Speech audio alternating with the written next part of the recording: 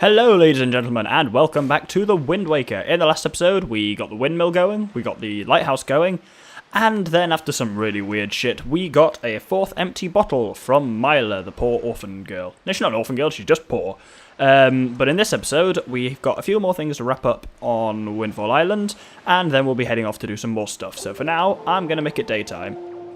Now, we're actually going to visit somewhere completely new on Windfall that we've not actually been inside yet, which is kind of awesome. If you come up here to the plaza, then you head up these stairs here, you get to this rather ornate looking kind of corridor, hallway thing, bridge thing, and enter here. This is actually above the auction room, this is kind of the house above. We've seen it, but we've never actually been in it.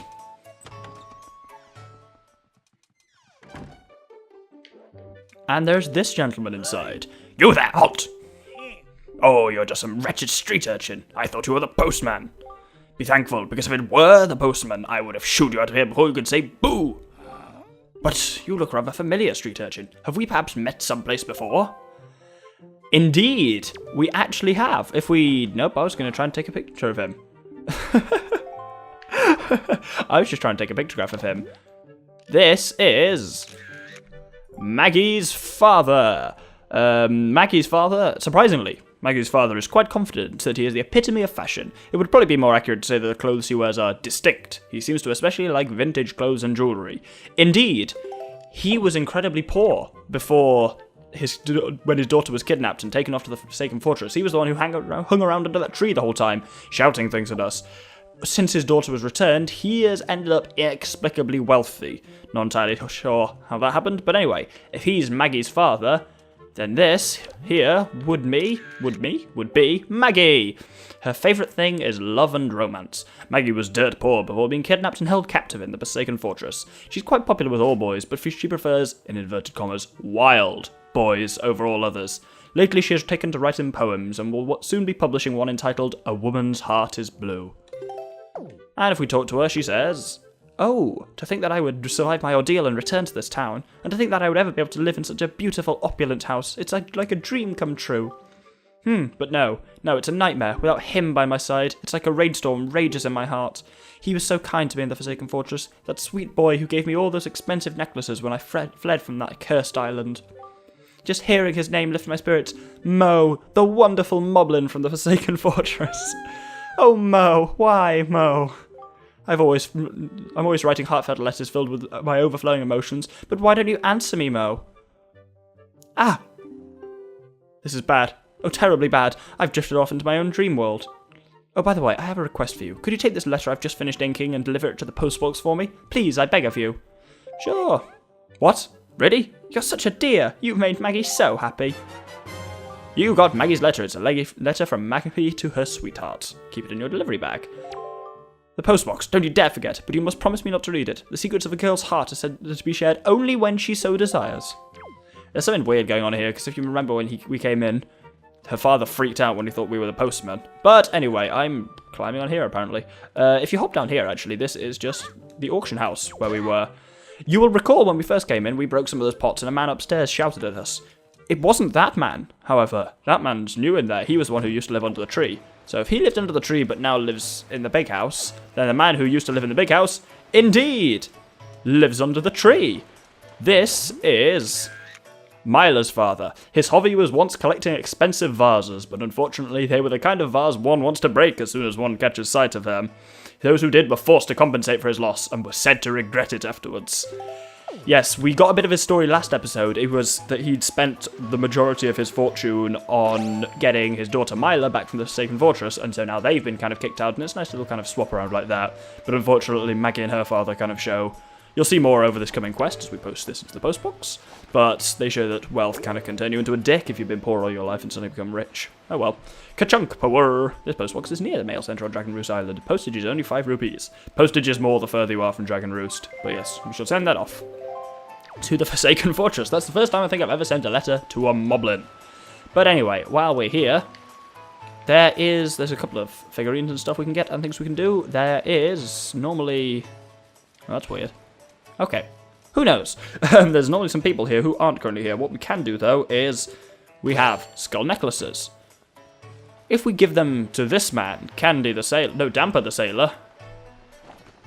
then nothing happens. We need to speak to him first, perhaps. He just talks about pigs. But no, let's try, maybe we just have to be closer. There we go. Oh, Chum, that's a skull necklace. I collect these things, but how'd you know that? I can sell these for huge profits at antique stores. Which reminds me, there's someone I wanted to talk about with you, Chum. Could you give me all three of these? If you do, I'll let you play a really fun game. I'll give you 3. I'll give you 3. Thanks, Chum. I'm really happy to take them off your hands. Alright then, now I'll let you play with my little game. It's called Pigicide. I've let 3 pigs loose on this island. You gotta bring them all back to me within 2 minutes. If you do a good job, I'll reward you for your trouble. You ready, Chum? Absolutely. Bring them all to me within 2 minutes. Starting now. Ready? Go! You'll have seen the pigs wandering around the island. Most of them are incredibly close to him. The first one is just down here, this spotty fellow. Let's sneak up on him, as ever we do with pigs. And then surprise! Got it. To actually return to them, you have to stand up close enough to L-target him, and then drop it with ZR. And he'll say, "Oh, the first one arrives. You have 1 minute 45 left, Chum." There's actually no timer on screen, so you just have to go based on the times he said. The second one is just on the other side of this kind of expanse here. Sneak up on it again, and boo! No, we were too slow there. Let's get it again, and boo! There we go. One of them always farts when you walk along, and I don't know why, but it always amuses me. Childish, I know, but hilarious. Return to him. The second one shows up. Well, Chum, there's only 1 minute 24 left. Fortunately, the third one, he says he's scattered them throughout the island, but he hasn't really, because the third one is just up here. So once again, sneak up on it. And then, surprise! Third pig. This game is nice and straightforward, which is always enjoyable. And when you return the final one to him, he says... Wow, you found the third one. Nice work. Well, Chum, you win. Oh yeah, I guess a promise is a promise. I owe you a little reward then, don't I? Hold out your hand, Chum. And he gives us a treasure chart number 42, which is awesome. 3 skull necklaces for a treasure chart, can't go wrong with that. But still, craps, how could my little piggies lose like that? They must be out of shape. Time for an exercise regimen. Things won't go easy for you next time. But there is no next time. That makes it sound like there'll be a kind of advanced level of the game, but as far as I've ever been able to work out, there is not. I think you might be able to play it again if you give him the skull necklaces again, but why you'd want to, who knows. Anyway, what we can do now is... Enough time has passed that, miraculously, our letter has gone all the way up to the Forsaken Fortress and to mow the moblin. And now, stuff happens. Let's re-enter Maggie's building. Well, Maggie's father's building.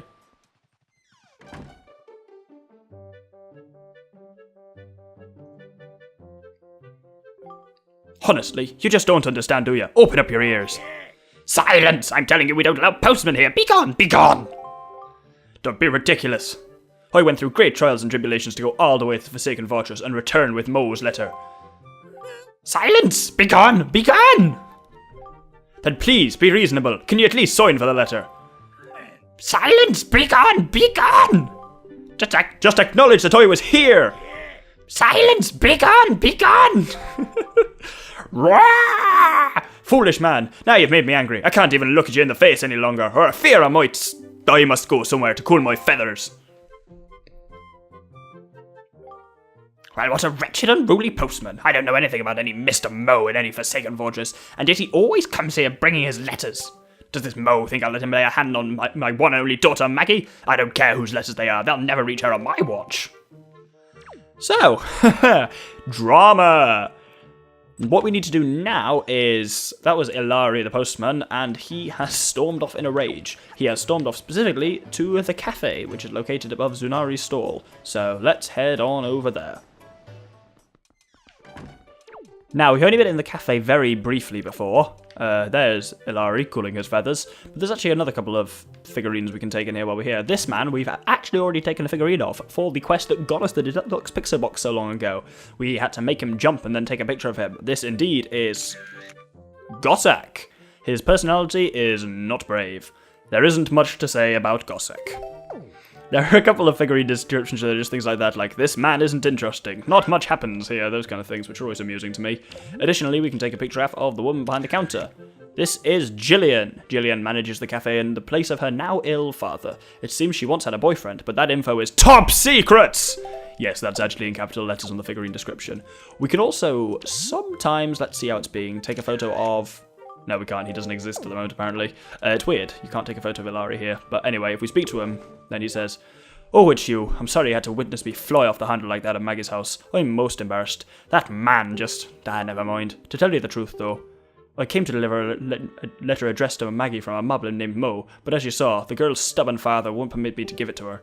What a stubborn, meddling old man, refusing to accept letters from the postman. Who's heard of such nonsense? I went through great trouble to get all the way to the Forsaken Fortress. It was a most frightening ordeal, let me tell you. If I don't deliver this letter, then I'm a failure of the delivery trade. But I have other deliveries waiting to be made. I cannot mope here forever. Actually, though, I have an idea. That old fool may not permit postmen on his premises, but surely he'd allow you in the place, would he not? Could you deliver this letter to Maggie in my stead? What do you say? I'll do it. Honestly, you, young man, are a lifesaver. It truly never hurts to ask. I shall leave this letter in your care. You got the Moblin's letter. This letter has a sort of stink to it. Take it to Maggie. I'm counting on you to put this in Maggie's hands, and I thank you. So, let's just do exactly that and head back to Maggie's house. So now we just need to pretend we're not a postman, sneak happily past Maggie's father, and then go over to Maggie herself. We actually should probably equip the damn letter first, and present the letter to Maggie. Could that be the letter from Mo I saw in my dreams? Let me read it this instant. This is Mo. I like you, Maggie, so much that I want to eat you for dinner. Did you hear that? Those words? That means, it must mean, can it be? Is this his marriage proposal? It must be. At last my feelings have been conveyed to Mo. At last he understands how I feel. This is the happiest day of my life. True-de-doo-da-la-la-la. From here on out, today will be the anniversary of true love for me and Mo. Oh, it completely slipped my mind. I must thank you for your role in this. To commemorate my anniversary of true love, I give you this. A heart piece for actually helping with a romantic problem, which is awesome. I say romantic problem, it's kind of some creepy bestiality. It's best not to think about it, that's what it is. It's best not to think about it. There's a few more figurines I'd just like to get on Windfall Island before I go. So firstly, this one was one I was saying that they should have been around, but actually they have changed position now, so my information was not up to date. What we need to do is go up to, now we've given kind of the 40 joy parents to Miss Marie. If we return to the school,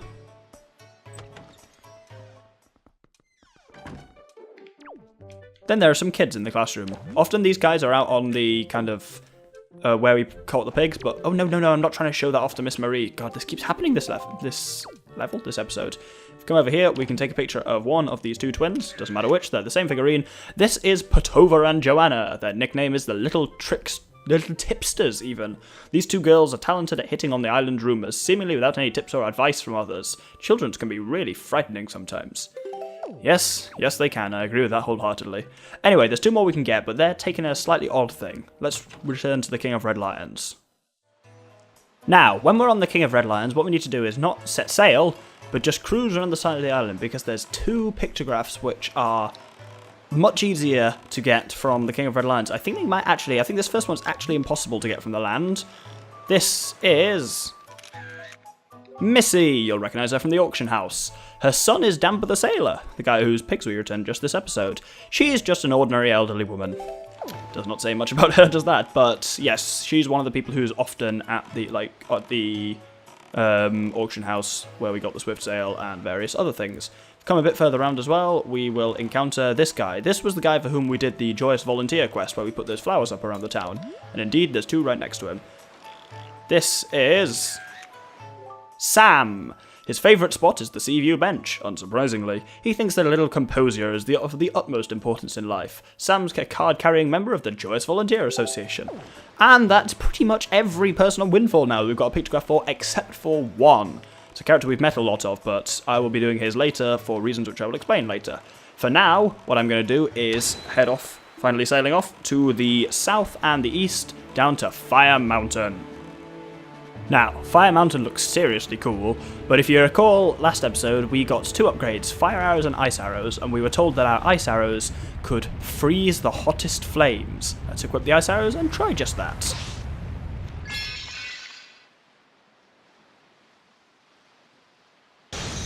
Don't ask me how that works, but don't complain either. With one arrow shot at the top of it, we have frozen the lava supply on the entire island. But, as you'll see if you look at the bottom of the screen, only for 4 minutes. 5 minutes even. Once that timer runs out, the island becomes very, very fiery again. But, oh god, Cargrock, can you go away? Oh, wasn't meaning to do that. Okay, well, now you know. If you hit an enemy with an ice arrow, they freeze. If they're in the... You can then smash them easily. If they're in the air, they'll fall down and die very quickly anyway. I'm not sure whether I actually mentioned or not last episode, but shooting fire and ice arrows use a tiny little bit of magic as well as using up an arrow. So that's the kind of cost of them. But with the double magic meter, it's never that much. And especially when we have as much blue potion and grandma's soup and whatnot as we do. So what we need to do now is... Oh, knobs. What we're supposed to do is make our way up to the top of Fire Mountain. But I'm kind of sucking at that. I think this island looks really cool without the fire on it as well. It's kind of... It's the same thing that I like about like exploring the seabeds and things like that. Seeing... Or like... beaches at low tide, kind of seeing something in a way it's not normally. Looks really cool, and likewise seeing this island all the time with fire on it, looks really cool kind of exploring it without the fire. Anyway, let's shufty across here. Why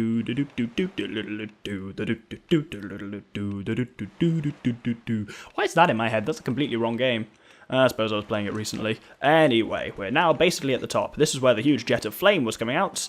So, without further ado, let's go into it. Actually, you know what? Let's backflip. Oh no, let's not backflip into it. Game does not want me doing backflips. Fine, okay. Ruin my fun, game. You're just not entertaining in the same way that I am. So inside, obviously, the timer still continues. And we've got a couple of fire keys, which I'm just going to kill to get them out of the way. Can you go away too? There's a little kind of hollow to the right there, but we can't get through it. So what we need to do is shoot these damn fire keys. Okay, I would have been amazed if either of those shots actually hit. These platforms will erode if you stay on them for too long. They'll just dissolve and sink into the lava once you've touched them. But we're pretty much over anyway. Here are... There's enough fire keys. Go away. There's a pair of magtails, which I'm trying to ignore and hit the fire keys, but it's not letting me do it. Oh, they've both killed her. I was trying to shoot the damn fire. Oh, for fuck's sake. There we go. And I'm just going to kill... I'll kill this one because it's killed up. Might as well kill it that way. This one I will do the hup method on and kill it that way. Once everything inside is killed, a spiky chest appears. Spiky means it's special. Got 2 minutes 45 left, so we got ages. Open the chest. And we get one of the more unique items in the game, which are, well, it's not actually, it's in a lot of other games. We get the power bracelet. Both arms are now stronger than ever. Press A to grab and lift objects. The fire keys respawn for some stupid reason, but the timer stops now, so that's kind of awesome. Yeah, we can now lift up huge great things. So we can lift up this whole stone head and just fucking throw it over there. Go away, don't come back.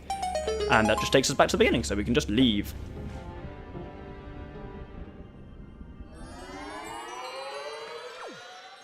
Now, so that's what we can obtain with our ice arrows. We've now been able to obtain the power bracelets. But we got fire arrows as well. So... we should be able to use them for something. So, sail all the way down to the south, and slightly to the west, down to Ice Rink Isle. Now, if ice arrows are capable of freezing the hottest flame, then it makes sense to assume that our fire arrows are capable of doing the opposite. Or not, if I miss. There we go, you gotta hit that kind of dragon wolf head thing. And that takes away the... ice, but once again, only for 5 minutes. This island looks really cool, I think, but I gave it the wrong name there. I said, and always thought it was, Ice Rink Isle. Turns out it's actually Ice Ring Isle, and weirdly enough, just as we arrive here, it starts raining, just exactly the same as what happened on Fire Mountain. Anyway, if you use your fire arrows to melt the ice there, there's a chest here. Let's open it up. The rain has turned to snow now as well, obviously, because it's mighty cold on this island, even after we've melted it. And we receive treasure chart number 36, which is awesome. So now we need to basically proceed around the side of the island this way. Oh god, it's probably hammering it down. And now it's snowing again. This is... oh, and it's raining again. The weather's gone crazy, and I fell off the side of the island, because I'm a moron. Let's hop up here. And then up here. I said, and then up here, damn it. Oh no, we've got to get up on this thing first. Oh no, damn ice physics. Oh, this is going to be too much fun. You know how everyone loves ice physics, and how Nintendo keep putting it in their games just because it's such a loved phenomenon by all Nintendo fans. Oh, bum slide. And if we go up here, there's another butt slide down here. Whee! Can nearly fall off there. Here's an amusing thing as well. If you change direction too suddenly on ice, you fall over like that. But as you can imagine, it's kind of slippery. You can't stop as well as you normally would, and Link makes some really weird sounds. Gotta hop across these moving icebergs. The weather's gone a bit crazy around here, but hey, let's wait for this one to move closer to me. Come along. We've only got 3 minutes 39. Hup! Oh, what? What? What? Why didn't he jump? Right, made the jump this time. And one more jump to make before we're at the wolf's head. I always thought it's a wolf. Kind of looks more like a dragon up close. But anyway, even though we've got 2 minutes 42 left on the timer, we have not got that long left on the episode, I'm afraid. So, to find out what lies inside the mysterious wolf's head, you'll have to wait until next episode. Thank you very much for watching this episode of The Wind Waker, and next time we will be adventuring inside. Thank you very much, and good day.